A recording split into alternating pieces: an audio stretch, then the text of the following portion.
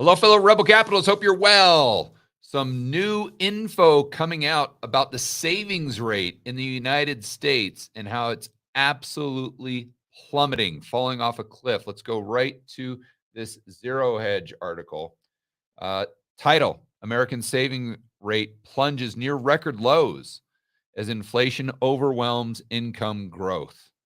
This makes a lot of sense. And I went over this in a recent whiteboard video where I was talking about how the average checking account has a much higher balance now than even in 2019.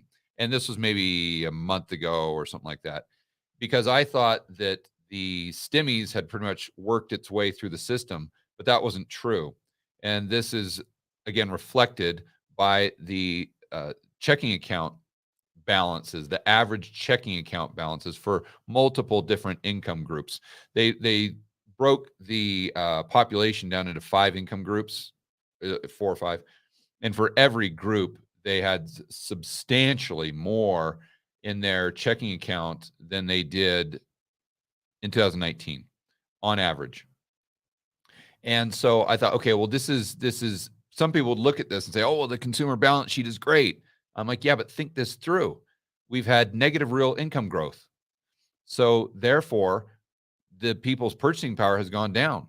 And while they might have $500 in the bank now, where in 2019 they had 400, that's going to come down at a much faster rate.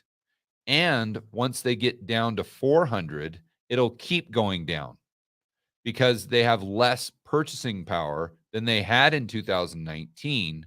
Therefore, their savings will continue to be drawn down to where it's theoretically zero.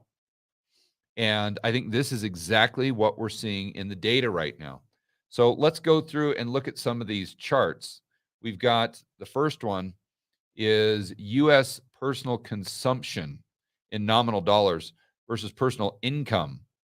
And as you would expect, the consumption plummets when they lock everyone in a cage due to the cerveza sickness. But the incomes go sky high based on how much stimmies or how many stimmy checks people were getting. So we get that big spike, then they kind of draw that down.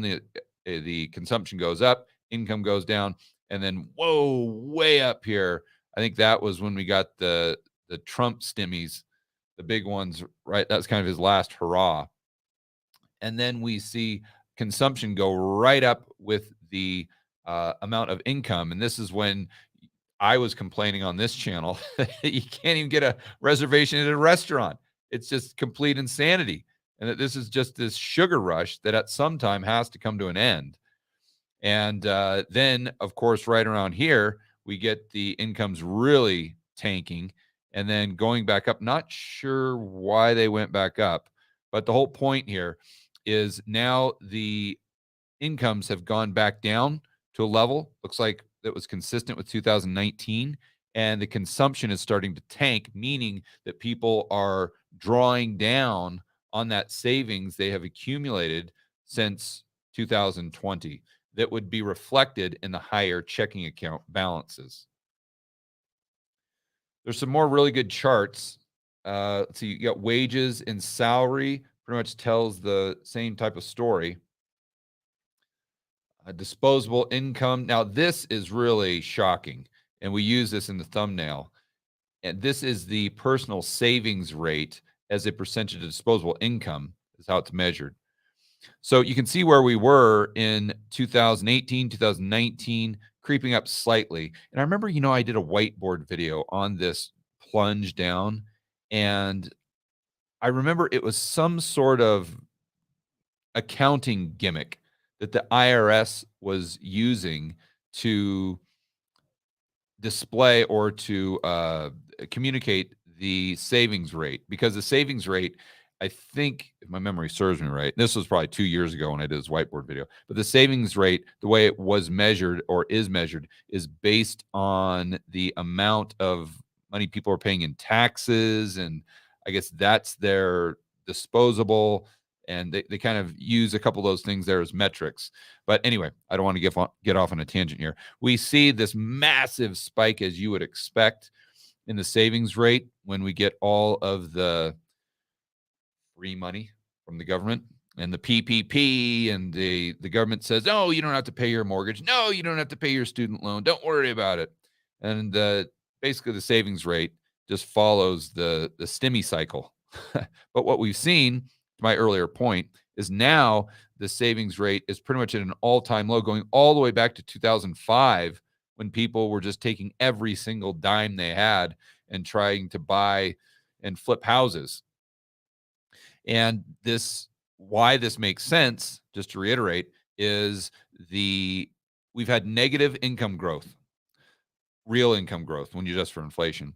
So people's purchasing power is a lot less than it was in 2019. That means they're drawing down their savings a lot faster, and they'll have to continue to draw it down to the point where it's zero, or somehow make more money, or somehow have their wages increase in real terms, not just nominal terms. And this is a big, big problem right now. And I think this is what you're seeing reflected in all of these earnings from the tech companies, because the businesses are getting a lot less money from the customer, and therefore they're spending a lot less money in advertising. But what's ironic is, what is the stock market doing as a result? Right here, Dow rallies 600 points, heads for fourth straight winning week. You say, how on earth can the Dow be rallying when we've got all of this bad news, and we've got the tech companies coming out and saying that it's just a bloodbath out there? We've got the 3-month inverting with the 10-year, which, by the way, is staying even more consistent. Now, I've been watching it all day, and the 3-month has stayed above the 10-year the whole time. But when you've got all of this kind of bad economic data coming out, why is the stock market ripping? Well, bad news is good news. They're just assuming that the Fed is going to reverse course earlier than later. And unfortunately, this is the stock market environment we live in right now, where the worse the economy is, the better it is for, calling a spade, asset bubbles. And at some point, obviously, this comes to an end. You've got to pay the fiddler, and the chickens come home to roost. All right, guys, enjoy the rest of your afternoon. As always, make sure that you're standing up for freedom, liberty, free market to capitalism. See you in the next video.